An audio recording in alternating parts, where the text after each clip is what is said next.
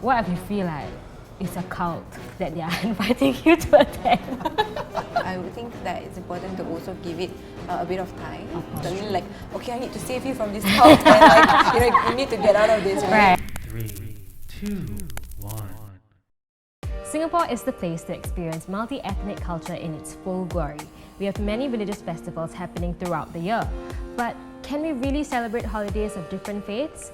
I'm Shaza and this is A Matter of Taste.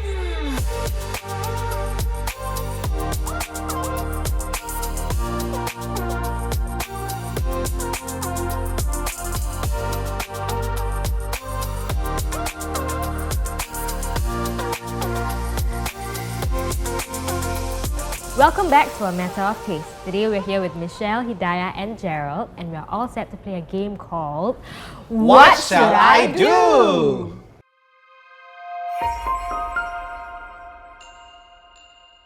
So how the game works is I'll be reading out a few scenarios, and for each scenario I'll ask you what should you do, and then you write down your answer and then we'll go through the answers together. Can? Alright. Okay, so first scenario is your long lost friend calls you out of the blue and wants to reconnect with you. You realize your friend has converted to another religion that you are not familiar with and invites you to their festival. What should you do? 3, 2, 1, reveal. Yay! Okay, we'll go from Michelle. Ask more, find out more. I mean, since I'm not familiar with it. Right. And because it's a really good friend, long lost friend, Yes. right? So I would be really happy to hear what she has to share and celebrate with her.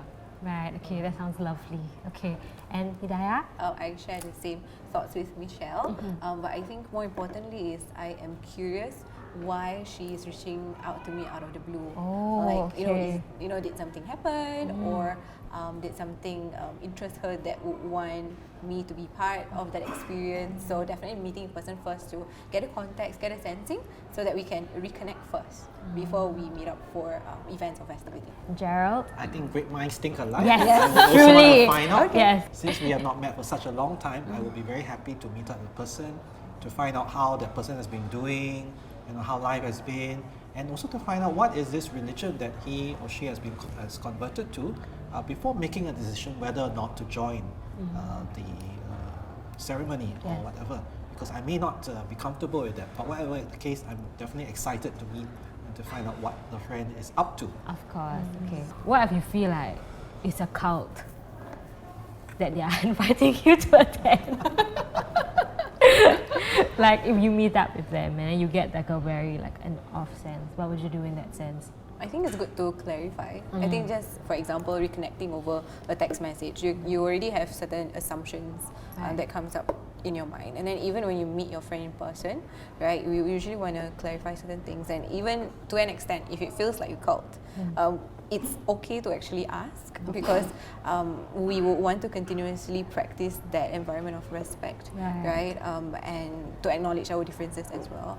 So I think clarifying is important, so that we don't jump to any assumptions or conclusions that might hurt the other party as well. Of course, yeah. I think I would want to clarify about the expectations as well, because if supposing it's just maybe attending to observe, and if it's for a limited period of time, as in we know that it's going to be maybe for a set length of time, period of time, right?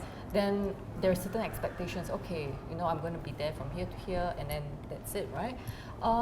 And are they then expecting us to be very involved in it, for example? So if it's just an observer, then I think it should be all right. If it's not something that makes me feel uncomfortable, so we can have a conversation about it. And then they shouldn't be expecting us to be involved because we have our own faith as well. Of course. Yeah, like have to respect each other's boundaries as well, right? Okay. Gerald, Yeah, you very feel similar. I would find out more information, and I wouldn't even jump to any conclusions, even if people feel or I hear that other people say that it's a cult. Of course. I try to find out more details and make a decision. But I think being friends is also important.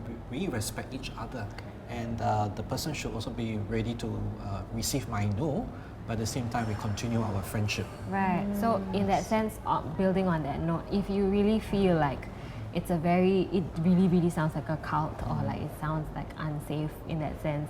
Would you feel this desire to save your friend and like pull them out of it, do you think? Or For would me, you? possibly. Possibly, I mean, if I yeah. find out more and I find that the person's soul, so to speak, could be in real danger, Right. then I, as a good friend, I would speak up and say that I don't think this is really good for you, and maybe you should consider leaving even this cult. It's about maintaining a friendship, but also taking care of Yes. each other. I mean, as a friend, you would want to be looking out That's for right, them as that's well. right. Okay, right. I would think that it's important to also give it a bit of time, Of course. because we have not been in In the touch. position in that touch they for are, quite a long yeah, time. right. And suddenly like, okay, I need to save you from this cult, and like, you need to get out of this, right? Right. So yeah, maybe give it some time and then think about what are the best ways to actually approach that. But I Sure. totally agree with Gerald's Okay. view. Yeah. That's great. Okay. So next question, ready to go? Alright. Okay. Faith-wise, you are a minority at your workplace. Okay. It is your turn to organize a festival gathering that is not aligned with your own religious practice. What should you do? 3, 2, 1, reveal. Ta-da. Yay! Okay, Gerald can start first this time. All right, I wrote share honestly and respectfully my discomfort.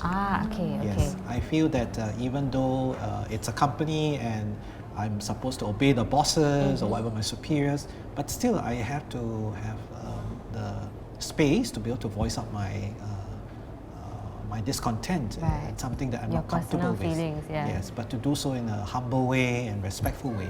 Right. Okay. Hidayah? Okay, yeah. So for me, we gather a team. Two heads are better than one. Right, I think okay. because when it comes to like other religions and beliefs, there might be certain blind spots that we are not aware of. Right. So having a team, and and especially if I can have a team that has the representative at least in the organization Right. for the festivity that we are working on, Yeah. and at least I can have like a guide or a mentor with regards to how I would like to organize. But at the same time, still trying to see if I can also practice what I am comfortable with Right. respectfully while I organize such celebrations as well. Okay, now Michelle, what did you put down? Well, it's quite similar, I would say. I said request for a different role, maybe like a supporting role Right. instead of the main organizer. I mean, I would like to maybe also like share a little bit about how we kind of like did it in my work setting, because we have to organize like assembly programs for the school, and there are some religious festivals like Hari Raya Puasa, Deepavali, Vesak Day, and so Right. on. So I'm actually supposed to be the main organizer of the program, but obviously I'm not a Muslim, I'm not a Buddhist, and I'm not a Hindu as well. Yes. So I wouldn't be the person that knows how to organize it. So instead, I would say that I'm kind of like gathering the people who would have the know-how. Right. Like for example, I will get some of the Muslim teachers, the Muslim students, and then they come together, and then we'll discuss about how we want to do this assembly program. So I'm just more of like, okay, getting the people who really are the subject matter expert Right. in it, but I'm not the main person who's running the whole thing. Doing your bit to help out, but also doing it in a way that will enable the celebration to be as authentic as possible without compromising on your own faith. Okay. So ready for the next question? Yes, we are. Third question. Your friends or colleagues get overly enthusiastic and celebrate your festival inappropriately. What should you do? Okay, for example, they celebrate Hari Raya as Disco Raya. So yeah, what would you do in that sense? 3, 2, 1, reveal. Okay, Hidayah can start first this time. Okay, so my response is invite them to my family event. Okay. Yeah, because but also with context and with understanding that we are celebrating it rightfully and correctly as well.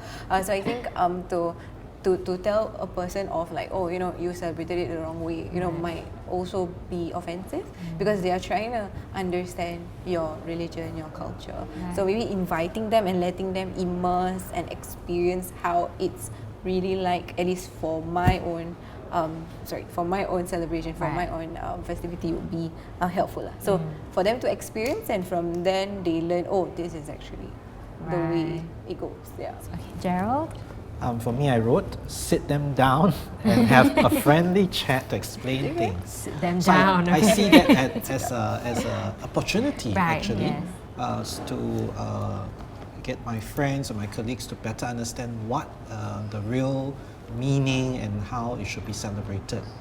So far more than a scolding, it would be more of a chat to deepen our mutual respect and understanding. It's an educational That's opportunity right. that you mentioned. That's Okay, all right. So it would be a face-to-face kind of like Yes, having but a friendly one, not Good, a, okay. not a scolding session. Yeah. And Michelle, yourself? I would say there's some similarities Yes, for sure. I can see that. Yeah. But I wanted to add this other part as well about showing appreciation, because the fact that they were thinking of actually doing something to celebrate as well, I mean, that's a really nice gesture. So, you know, the intentions are good. So I want to be able to at least convey those intentions, the good intentions, first and foremost, I guess. Otherwise, I mean, they may feel like, oh, their feelings are hurt because they tried to do something nice and then after that ended up, oh, it was kind of inappropriate or something. And it's all about, I guess, like ignorance in a way, since they are unaware, they are ignorant. So it would be better not to hold it against them, obviously, which is like what, you know, all of us, all of you have also shared. So after that, then to have a little bit of a conversation, to then explain more about what's probably a little bit more appropriate, or how else it can be done a little bit differently, and maybe, you know, they can join me in the next time, you know, when I want to organize one of the festivals too. Okay. So it's a very compassionate stance across the board. It's very nice to see. This is not a what should you do scenario. Okay, this is more of a sales pitch. So if there is only one festival of your faith that you would like someone to experience and celebrate with you, what would it be? Okay, 3, 2, 1. Ooh, okay. Okay, let's hear from Michelle first. Nowruz is actually our Baha'i New Year. I think one of the reasons why I would like to introduce this one is because it's very accessible to everybody. Everybody knows what New Year is like. Yeah, and I can also share a little bit more about our Baha'i calendar. Because our Baha'i calendar consists of 19 months of 19 days.